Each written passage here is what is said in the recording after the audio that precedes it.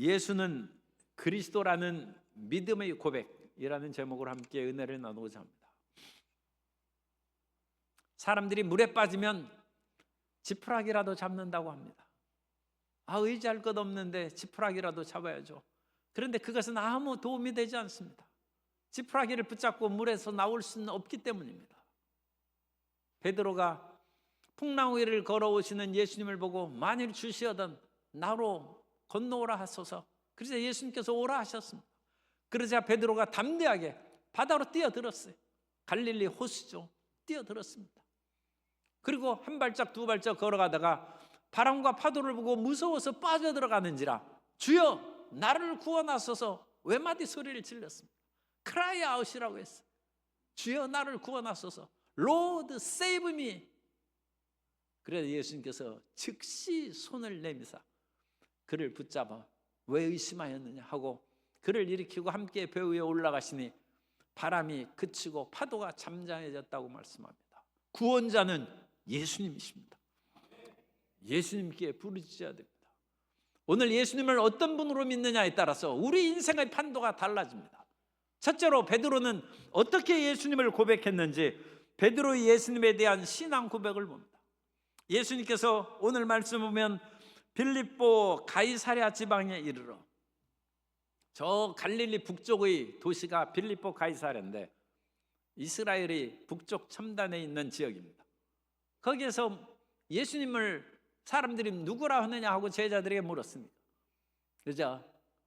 침례 요한을 죽인 사람은 예수님께 능력이 나타나는 것을 보고 죽었던 침례 요한이 다시 살아나 예수님이 이와 같은 기적이 나타난 것이다. 도둑이 제발 저린다고 이 헤롯 안디만은 침례 요한을 죽였기 때문에 혹시라도 다시 살아나거나 자기에게 무슨 재앙을 내리면 어떡할까 떨고 있는 것입니다. 침례 요한으로 하는 것은 그 인근의 소수 사람. 또 어떤 사람은 예수님께서 각양의 병자를 다 고치고 능력을 행하는 것을 보고 엘리야를 기억했습니다. 마태복음 4장 23절 이하에 보면 예수께서 온 갈릴리에 두루 다니사 그들의 회당에서 가르치시며 천국 복음을 전파하시며 백성 중의 모든 병과 모든 약한 것을 고치시니 그의 소문이 온 수리아에 퍼진지라. 사람들이 모든 앓는 자 곧 각종 병에 걸려서 고통당하는 자 귀신 들린 자 간질하는 자 중풍병자를 데려오니 그들을 고치시더라. 구약시대의 대표적인 선지자는 모세와 엘리야인데 엘리야는 능력의 사자를 상징합니다. 그래서 예수님께서 각양병자를 다 고치고 귀신을 쫓아내는 것을 보고 엘리야가 다시 오신 것이 아닌가 그렇게 생각을 했습니다. 또 어떤 사람은 여러 유대교의 지도자들이 핍박에도 불구하고 예수님께서 조금도 굽히시지 아니하고 당당하고 담대하게 하나님의 말씀을 가르치시며 천국 복음을 전파하시는 것을 보고 예수님께서는 예레미야가 오신 것이 아닌가 그렇게도 생각을 했습니다. 여러분은 예수님이 어떤 분이라고 생각합니까? 예수님이 4대 성인 중에 훌륭한 성인 중에 한 분이라고 생각합니까? 훌륭한 가르침을 베푸신 진리의 전파자 또는 철학자 또는 병을 고치는 힐러, 치료자라고 생각하십니까? 그런 모든 것들이 일부분은 맞습니다. 그러나 본질적인 것을 꿰뚫은 말은 아닙니다. 본질적인 대답을 베드로가 했는데 베드로는 예수님을 주는 그리스도시요 살아계신 하나님의 아들이라고 고백했습니다. 눈에 보이는 사람을 하나님이라고 하는 것은 참 어렵죠.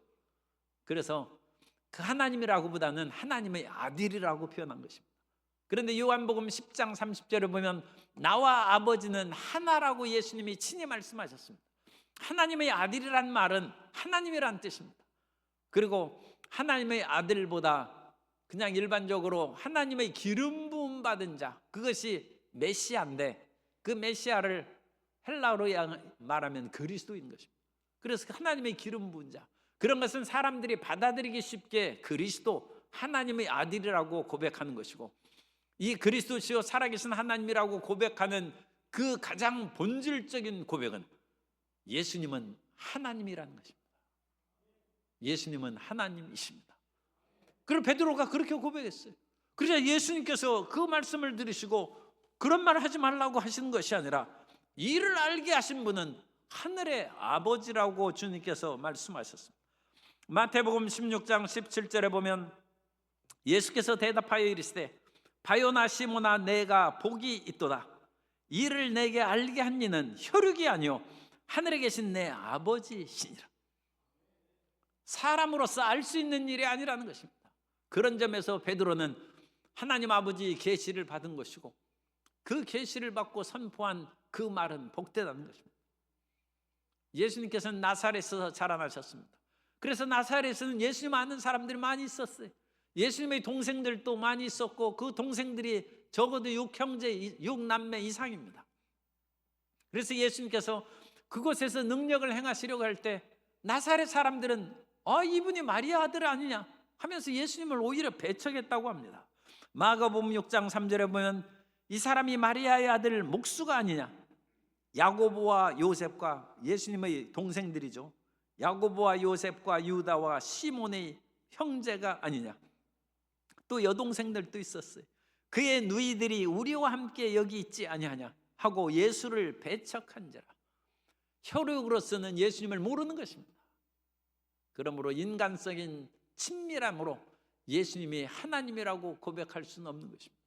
우리가 예수님을 하나님이라고 믿는 것은 하나님의 은혜요 계시 역사인 것입니다. 이와 같은 계시를 우리가 먼저 받은 우리의 이웃들이 있어요. 우리의 가족들이 있고 친구들이 있어요.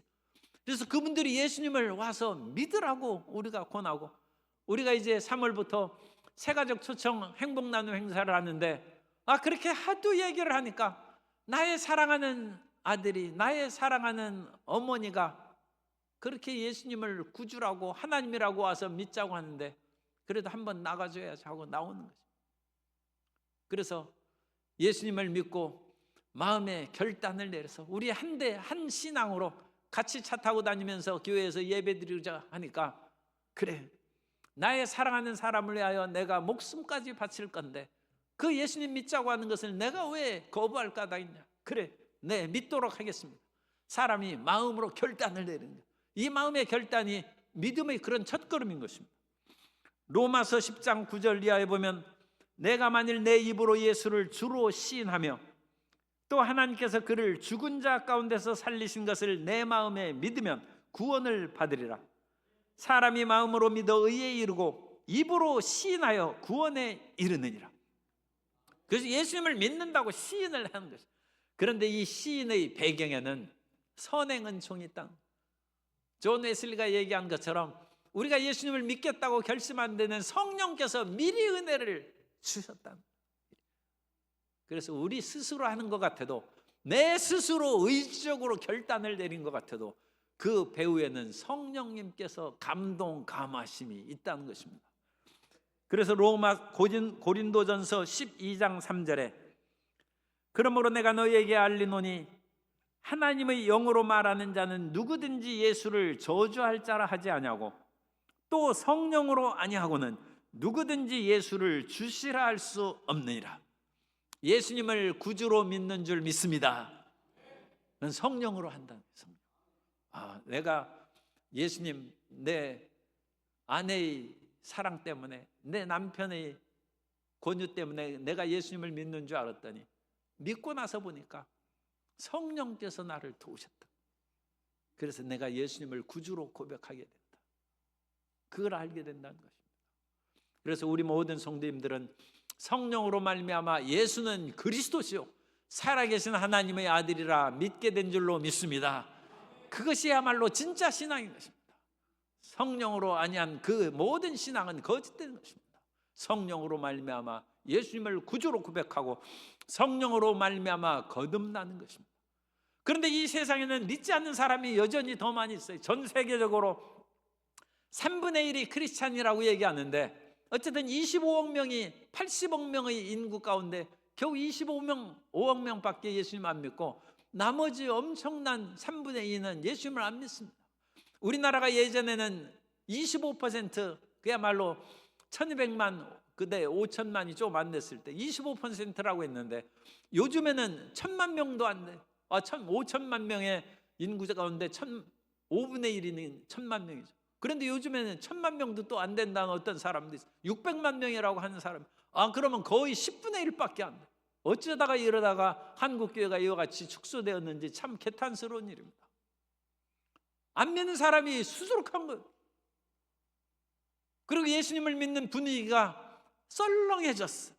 그래가지고 그런 것을 담대히 직장이나 사회에서 드러내고 전도하기가 쑥스러운 이상한 시대가 됐어요. 이런 것들을 우리는 가볍게 여기면 안 됩니다. 이런 사회의 분위기를 만든 것은 우리 먼저 믿는 사람들이 책임이고, 어떤 면으로는 이러한 시련과 눈보라를 우리가 다 이기고 승리하며 하나님의 영광을 드러내는 책임이 있는 줄 믿습니다. 그래서 우리는 이와 같이 어려움을 당하는 이 시대에 예수는 그리스도라고 믿은 것이 내가 정신이 잠깐 멍청해졌나 하면서 탄식할 것이 아니라 믿음을 지켜야 돼. 봄철에 이제 곧 씨앗을 뿌릴 것입니다. 그 씨앗을 뿌리면 몇 달은 지나야 우리가 곡식의 열매를 거둔 거예요. 과일나무를 심으면 몇 년은 키워야 열매를 거둘 수 있습니다. 하물며 우리에게 영원한 영생과 천국의 열매를 예수 믿어 주시는데 한두 달, 몇 년 시련이 있다고 해서 우리가 포기하면 되겠습니까? 영생의 열매를 맺는데 끝까지 전진해 나아감으로 우리의 믿는 도리를 굳게 지키는 하나님의 자녀들이 되시기를 예수님 이름으로 축원합니다. 그러면 두 번째로 우리가 무엇을 굳게 붙잡아야 되냐? 굳게 붙잡아야 할 믿음의 고백. 그것을 히브리서 4장 14절에서 우리에게 설명해 주고 있는데, 히브리서 4장 14절에 보면 그러므로 우리에게 큰 대제사장이 계시니 승천하신 이 곧 하나님의 아들 예수시라. 우리가 믿는 도리를 굳게 잡을지어다. 그래서 우리가 예수님을 믿는 도리를 굳게 붙잡으라고 했는데, 왜 우리가 믿는 도리를 굳게 붙잡아야 되느냐 하면, 우리가 믿는 분은 이 땅에서 십자가에서 단순히 우리 죄를 위하여 죽으신 그분만이 아니라, 죽으실 뿐만 아니라 모든 죄를 청산하시고 부활 승천하여 하나님의 존귀한 보좌 우편에 앉으신 하나님이신 줄 믿습니다. 그러므로 이 큰 대제사장을 우리가 믿으라는 거예요. 여기에서 큰 대제사장은 제사장 중에 제사장이 대제사장이죠. 제사장은 프리스트예요, 프리스트. 그런데 대제사장은 하이 프리스트입니다. 그런데 큰 대제사장은 The Great High Priest. 이 Great가 붙어 있어요. Great King은 대왕이죠. 왕 중의 왕은 대왕입니다. 우리 동양에서는 왕 중의 왕을 대왕이라고 부르기도 하지만 황제라고 부르죠. 그러니까 예수님은 황제 대제사장이에요. 수많은 제사장이 있습니다만 그 제사장 중에 아론의 자손들은 대제사장이 되고, 아론의 대제사장들도 구약의 역사 동안에 수없이 있었어요. 그런데 그 대제사장 중에 대제사장, 큰 대제사장이 예수님이시라는 거예요. 대제사장은 모든 일에 최후의 판결을 내립니다. 그래서 대제사장이 평상시에 제사장들이 짐승을 잡아서 죄진 사람들의 그 죄를 대속하기 위해서 피를 흘리는 거예요. 짐승의 피를. 그런데 그 짐승의 피를 흘려서 죄를 용서한다는 것을 하나님께서 받으셨다는 그것을 상징하는 것이 대속죄일입니다.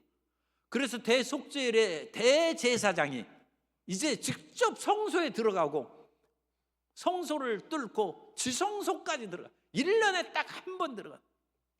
대제사장이라도 지성소에 들어갈 수 있는 자격이 없어요. 1년에 한 번 속죄의 피를 가지고 들어가. 거기에서 들어가서 그 피를 쏟고 하나님의 이름을 큰 소리로 3번 불렀다고. 그래서 자기뿐만 아니라 모든 백성들이 죄가 1년치 그것이 다 속함을 받는 거예요. 그래서 매년 한 번씩 하는 거예요. 그런데 대제사장 중에 대제사장인 예수님은 큰 대제사장이죠. 그분은 매년 할 필요가 없어요. 예수님께서는 단번에 영원히 우리 모든 죄를 속죄하신 줄 믿습니다. 그러니까 예수님은 속죄의 최종 마감에 누구든지 죄를 지으면 고대 시대에는 짐승의 피를 흘렸습니다만 오늘날 이제는 예수님 앞에 나와 죄를 고백하고 용서함을 받으면 우리의 큰 대제사장, 대대제사장께서 우리의 죄를 다 용서해주고 씻어주신 줄 믿습니다. 그리고 대제사장의 가슴에는 우림과 둠밈이 있어요. 그러니까 이 흉패 안에 우림과 둠밈을 통해서 하나님의 뜻을 분명하게 파악합니다. 쉽게 얘기하면 우림, 흰돌과 둠밈, 검은 돌이 있는데 이렇게 넣어가지고 흰돌을 꺼내면 하나님의 예스, 하나님이 허락하시고 검은 돌을 꺼내면 노다. 그러면 우리가 분명히 알 수 있죠. 그런데 이와 같은 절차와 방법에 대해서는 주석가들이 오늘날까지 연구해 왔는데 아직 모릅니다. 그래서 대제사장이 어떠한 방법으로 하나님의 정교한 뜻을 분명히 깨달았는지 그 구체적인 방법은 모르지만 어쨌든 그 우림과 둠밈을 통하여 하나님의 허락하심과 허락하지 아니하심을 분명히 이제 깨닫고 그것을 백성들에게 선포한 것입니다. 최종 결정은 하나님이십니다. 인간의 여러 가지 결정에는 어려운 점이 좀 있어요. 그래서 우리나라는 요즘에 이 법률 체계에 대한 불신이 있어가지고 이 판사의 결정을 불신해가지고 또 뛰어들고 그런 짓을 하면 안 되죠. 어쨌든 간에 그런데 이런 그 법관의 결정에 대한 신뢰가 많이 상실되었다는 슬픈 역사. 심지어는 이제 헌법을 재판하는 헌법재판소에 대해서도 지금 말이 많이 있어요. 그거에 대해서 어떤 판결을 내리더라도 양쪽 진영에서 그것을 승복하는지 참 나라가 더 혼란에 빠질는지 그 참 큰 문제. 인간에게는 이와 같이 부족함이 있는데 우리의 대대제사장인 예수님의 결정은 완벽합니다. 예수님은 가장 공의로우시고 가장 완벽하시고 가장 선하신 하나님이신 줄로 믿습니다. 그래서 대제사장인 예수님께서 우리에게 내리는 결정을 우리는 그것을 받아들이고 기쁨 가운데 인생을 살아가게 될 줄로 믿습니다. 뿐만 아니라 이 대제사장인 예수님은 최후의 심판의 대심판장이십니다. 마지막 심판을 예수님이 행하신 것입니다. 요한복음 5장 26절 이하에 보면 요한복음 5장 26절 이하에 아버지께서 자기 속에 생명이 있음 같이 아들에게도 생명을 주어 그 속에 있게 하셨고 또 인자됨으로 말미암아 심판하는 권한을 주셨느니라. 예수님께서 대심판장이라십니다. 그래서 우리는 이 땅에서 혹시 억울한 일을 당할지라도 하나님의 최종 심판이 남아있어요. 너무 걱정할 거 없어요. 전번에 목포에서 해양수산부에 이르는 공무원이 어떻게 바다에 표류하다가 북한 지경으로 갔는데 거기에서 사람을 사살해서 불태워 죽였어요. 아니 그냥 짐승이 물에서 이와 같이 그 구조를 요청해도 그걸 살려주는 것이 사람의 인지상정일 텐데 어찌 사람을 죽입니까? 그 비통한 그 형님이 온갖 것을 다 찾아다니면서 변명하고 끝까지 재판해가지고 며칠 전에 판결이 나온 것이 신문에 나왔는데 북한은 2억 원을 배상하라고 판결을 북한이 갚아줄지 몰라도 어쨌든 그거 갚아줘야죠. 북한이 빚진 거예요. 그런데 세상에 살아있을 때 그와 같은 자기 2억은 너무 작죠. 한 20억 해야 되나 200억 해야 되나. 어쨌든 간에 그래도 승소했다는 것만 해도 마음의 위로를 받을 텐데 세상에서 그렇게 승소를 못하는 경우가 있어도 마지막 대 심판장은 예수님이십니다. 그러므로 우리 성도님들은 혹시라도 세상에 억울한 일이 당해도 억울해서 못 살겠다 그러지 말고 끝까지 믿음 가운데 전진해 나아가 주님의 도우심을 받게 되시기를 예수님 이름으로 축원합니다. 그러므로 예수님은 대심판장이고 우리의 갈 길을 분명히 판단해 주는 우림과 둠밈으로 뜻을 가르쳐 주시는 대제사장이시고 우리의 모든 죄악의 문제를 완전히 해결해 주시는 하나님이시기 때문에 우리가 믿는 도리를 끝까지 붙잡으라는 것입니다. 그런데 이 믿는 도리라는 것은 헬라어로 원어로 호몰로기아예요. 호몰로기아는 고백이라는 뜻입니다. 우리가 이 예수님 앞에 항상 이 믿는 바를 고백하라는 거예요. 고백. 우리가 예수님을 믿는 사람들이 이 세상에서 잘 기적을 체험하지 못하는 것은 입술로 시인을 잘 안 하기 때문에 항상 그걸 시인해야 돼요. 사람들은 가끔 내 팔자야 하면서 내 운명 사주팔자가 나빠서 이 고생을 하고 어쩌다 저런 사람을 만나서 내 평생 이와 같이 매어서 사나 그러는데 예수님 믿는 사람은 그런 말을 하지 말아야 돼. 우리는 예수님 안에서 거듭난 사람입니다. 누구든지 그리스도 예수 안에 있으면 새로운 피조물이라. 이전 것은 지나갔으니 보라 새 것이 되었도다. 이것이 중생의 복음이에요. 성경에 있는 그 수많은 믿는 도리 가운데 그것을 압축하면 5가지가 우리가 얘기할 수 있는데 그 첫 번째가 우리는 예수 믿고 사주팔자에 얽매이지 않는 거듭난 새 사람이란. 따라서 나는 예수님 믿고 거듭났습니다. 새 피조물입니다. 중생의 복음이에요. 또 우리가 이 세상을 살아갈 때는 담대함과 지혜가 있어야 되는데 이 세상에서 담대함과 지혜 그 2가지만 생각해요. 사람이 용기 100배하고 그야말로 만용을 부리지 않으면 지혜가 있어야죠. 그러니까 용기도 있어야 되고 지혜롭게 용기가 있어야 되는데 성령이 임하시면 우리가 지혜로운 용기가 생길 줄 믿습니다. 그래서 성령 충만함을 받으라는 거예요.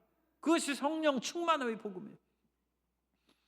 요한복음 7장 37절 이하에 보면 명절 끝날 곧 큰 날에 예수께서 서서 외쳐 이르시되 누구든지 목마르거든 내게로 와서 마시라. 나를 믿는 자는 성경의 이름과 같이 그 배에서 생수의 강이 흘러나오리라 하시니 이는 그를 믿는 자들이 받을 성령을 가리켜 말씀하신 것이라. 사람이 속이 답답하면 내 답답해서 못 살겠다. 물론 속이 체하거나 그러면 소화제를 드셔야죠. 그래서 속이 이제 떨어서 내려가야 돼요. 소화제를 먹어도 내 마음의 답답함이 풀리지 않아요. 그러면 어디 가서 이 오늘날 이 미신들이 잡신들이 사람들을 많이 어지럽히는데 내 점을 쳐야 되나 그러지 말고 성령 충만함을 받아요. 성령 충만함을 받으면 뱃속에서 생수의 강이 터져 나오면 막힌 것이 뚫리고 가슴이 시원해질 줄로 믿습니다. 가슴이 시원해질 때까지 기도하는 성도 여러분 되시기를 예수님 이름으로 축원합니다. 성령 충만함의 복음에 뿐만 아니라 끊임없이 병들이 생기고 끊임없이 호흡기계 질환이 사람들을 위협하고 그러는데 그런 질환에서도 예수님은 영원한 힐러입니다. 예수님은 영원한 치료자이시고 하나님께서는 영원한 야훼 라파, 나는 치료하시는 야훼라는 거예요. 그러면 우리는 예수님 안에서 질병의 두려움에서 벗어버리고 또 지금 아픈 상황에 있어서도 예수님께서 채찍에 맞음으로 내가 나음을 입었다는 말씀을 끊임없이 고백해야 돼요. 하루에 100번, 1000번 고백해서 치료함을 받는 신유의 복음을 누리는 성도 여러분 되시기를 주님 이름으로 축복합니다. 우리의 모든 삶에 필요한 것이 얼마나 많은지 모릅니다. 그런 속에서 우리는 가난과 저주 가운데 시달리고 있는데 예수님께서는 우리의 가난을 대속하셨다고 말씀합니다. 따라서 예수님 안에서 나는 풍요한 사람입니다. 좀 쑥스럽긴 하지만 노골적으로 하겠습니다. 예수님 안에서 나는 부자입니다. 예, 솔직하네요. 왜 성경에 그렇게 기록했어요? 고린도후서 8장 9절에 우리 주 예수 그리스도의 은혜를 너희가 알거니와 부요하신 이로써 너희를 위하여 가난하게 되심은 그의 가난함으로 말미암아 너희를 부요하게 하려 하심이라. 예수님께서 인자는 머리 둘 것 없이 다니고 예수님께서 그야말로 가난하게 사신 것은 하나님의 아들이 왜 가난하게 삽니까? 그 가난함으로 인하여 너희를 부요하게 하려 하십니다. 예수님 안에서 우리는 저주에서 벗은 바 되고 하나님의 축복으로 충만한 사람이 되었습니다. 이것이 네 번째 축복의 복음이에요. 그리고 우리에게는 영원한 영생 천국이 있는 줄 믿습니다. 예수님께서 재림하시면 우리는 홀연히 변화되어서 천국에 갈 것이요, 그렇지 않으면 우리가 육신을 벗어버리고 천국을 가는데 재림과 천국의 복음이 사슬째입니다. 조영기 목사님하고 같이 사역하던 미국 선교사님들이 여러 분 있는데, 그분 중에 한 분의 존 허스턴 목사님이 계세요. 그래서 존 허스턴 목사님 사모님이 넥시 허스턴 목사님인데, 어느 날 그 가슴이 아파서 그렇게 몸이 아파서 가보니까 자궁암에 걸렸다고. 그래가지고 미국 병원에서 치료함을 받다가 갑자기 돌아가셨어요. 그래가지고 허스턴 목사님이 막 슬피 우는데, 그 부인 이제 맥시 허스턴 그 사모님이 영혼이 빠져나가면서 남편 보고 울지 말라고 하는데 못 알아보는. 그래가지고 이제 천사하고 가서 천국에 갔어. 그래서 예수님을 만나고 아브라함도 만나고 스데반 집사도 만나서 돌에 맞을 때 아프지 않느냐 하니까 내가 돌에 맞고 그럴 때 하늘문이 열리더니 예수님의 손이 나를 잡아들면서 아픈 거 모르고 내가 천국 갔다고 그거 같이 그 얘기도 듣고. 그런데 갑자기 어떤 낯선 사람이 형수님 하면서 얘기하는, 당신이 누구길래 그러면, 나는 허스턴 목사님 동생입니다. 그런데 태어난 지 몇 달 만에 죽었다는 거예요. 그러니까 허스턴 목사님도 아마 형수님한테 내가 있다는 얘기 안 했을 겁니다. 그런데 어쨌든 형수님은 천국에 지금 있을 뿐이 아니라 곧 내려갈 건데, 내려가면 형님하고 잘 예수님 믿고 주님이라 하다가 와서 다시 기쁘게 만납시다. 그렇게 해가지고 죽었다 깨어났어. 깨어난 후에 남편 보고 당신 나한테 숨긴 것이 있지. 그러니까 남편이 깜짝 놀라가지고 이게 무슨 말이야, 내가 천국 가서 당신 동생 만나고 왔다. 그러니까 놀라면서 내 동생이 태어난 지 몇 달 만에 죽었는데 그런 것을 어찌 얘기하겠습니까?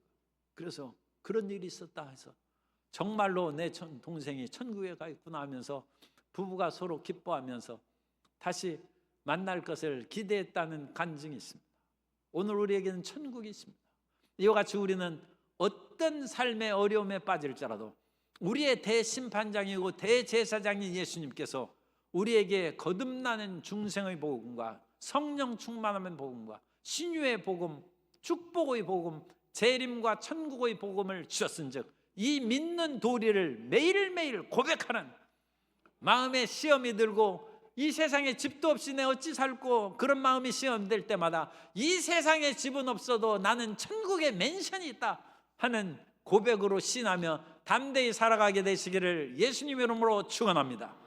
세 번째로 이와 같은 신앙 고백에는 위대한 축복이 있어요.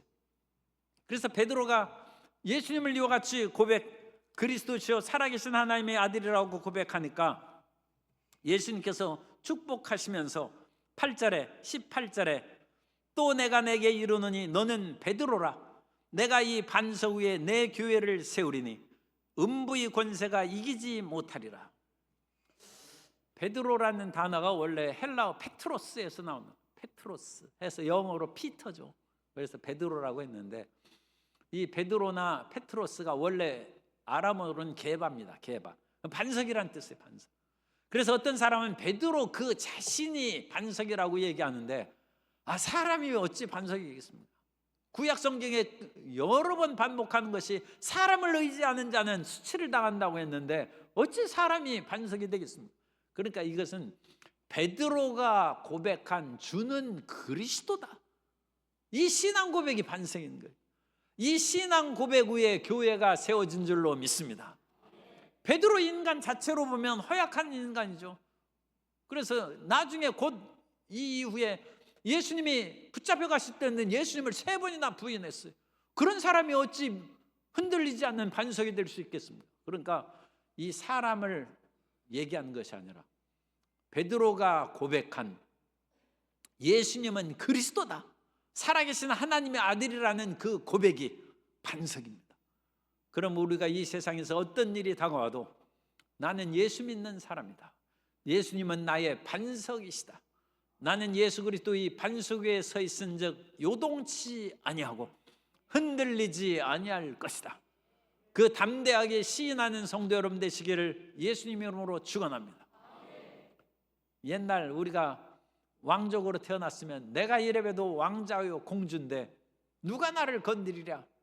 그래가지고 옛날에 왕족 중에 나쁜 짓 한 사람도 있지만 그거야말로 말할 수 없는 자신감이죠. 예수님을 구주로 믿음으로 반석 위에 서서 자신 있게 이 세상을 이기며 살아가는 성도 여러분 다 되시기를 바랍니다. 그런데 이 교회가 예수님을 이제 그리스도로 믿는 사람들이 모인 곳이 교회예요. 이 교회는 살아있는 유기체입니다. 그래서 교회는 건물이 아니라 우리 믿는 사람들이 다 모여있는 것이 교회 공동체인 것입니다. 그래서 예수님을 구주로 믿는 이 교회는 너희는 세상의 빛이라고 얘기했어. 너희는 세상의 소금이라고 했어. 그래서 교회는 이 세상의 빛과 소금의 역할을 행하는 귀중한 일을 또 책임이 있습니다. 수행을 해야 됩니다. 그런데 그것보다 더 위대한 교회의 일이 있어요. 그것은 음부의 세력을 이기는 것입니다. 그래서 음부의 권세가 이기지 못한다고 했는데 우리는 죽음의 권세를 물리치고 지옥의 권세를 물리치는 교인들이 되어야 될 줄로 믿습니다. 교회의 가장 위대한 능력은 지옥의 권세를 깨뜨려 버리는 거예요. 끊임없이 다가오는 이 나라의 흑암의 세력을 깨뜨려 버리고 파멸의 세력을 깨뜨려 버리는 한국교회가 되기를 주님의 이름으로 축복합니다. 그리고 그 한국교회의 구성원인 우리 한 사람 한 사람이 음부의 권세에 두려워하면 안 돼. 예수는 그리스도라는 그 믿음이 마귀의 세력을 꺾어버리고 흑암의 세력을 물리쳐 없앨 줄 믿습니다. 뿐만 아니라 이 교회는 하나님께서 대단한 이 세상의 일에 대한 권세를 주셨는데 그 일에 대한 것은 묶고 푸는 권세를 주셨어요. 그래서 19절에 보면 내가 천국의 열쇠를 내게 주리니 내가 땅에서 무엇이든지 매면 하늘에서도 매일 것이요 내가 땅에서 무엇이든지 풀면 하늘에서도 풀리리라 하시고, 예수님 믿는 사람들이 묶으면 흑암의 세력이 묶이게 된다는 거죠. 이 세상은 제가 자주 말씀드립니다만 혈과 육에 대한 싸움의 전쟁터가 아니라 하늘의 통치자들과 권세들과 하늘의 주권자들과 흑암의 세력에 대한 싸움터가 이 세상입니다. 그러면 우리는 눈에 보이는 사람하고 싸우지 말고 악한 원수의 통치자들과 주권자, 악의 영들을 묶어버리고 흑암의 세력이 이 땅에서, 이 대한민국에서 물러가게 해야 될 줄로 믿습니다. 우리 가정에서도 마찬가지예요. 끊임없이 부부싸움을 한다. 그 사람이 옛날에 그렇게 사랑해서 결혼해서 샀는데 왜 부부싸움을 하겠어요? 그 배후에 있는 충동질하는 마귀 세력을 묶어버리고 흑암의 세력을 쫓아버리기를 예수님 이름으로 축원합니다. 그러면 남편과 아내가 순한 양같이 되고 행복하게 되는 흑암의 세력을 몰아내는 것입니다. 뿐만 아니라 우리 속에 오중복음의 복을 주셨은즉 우리는 어떤 일이 있을 때마다 이 오중복음을 통하여 나는 운명의 메인 존재가 아니다, 난 예수님 안에서 새로운 피조물이라 해서 생명을 풀어놓고 성령의 충만함으로 지혜롭고 담대함을 풀어놓고 연약함을 떨쳐버리고 치료를 풀어놓게 되시기를 예수님 이름으로 축원합니다. 이 풀어놓는 것이 무엇으로 돼? 입술의 고백으로 된. 오늘 말씀의 초치는 예수는 그리스도라는 우리의 고백이에요. 고백. 그래서 이것을 그냥 믿기만 하면 안 돼. 이걸 선포하라는 거야. 나는 새 피조물이다. 나는 건강하게 되었다.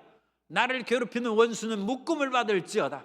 흑암의 세력은 떠나갈지어다. 입술의 권세를 사용하라는 거야. 두로와 시돈 지방 사이에 작은 마을이 수로보니게라는 마을이에요.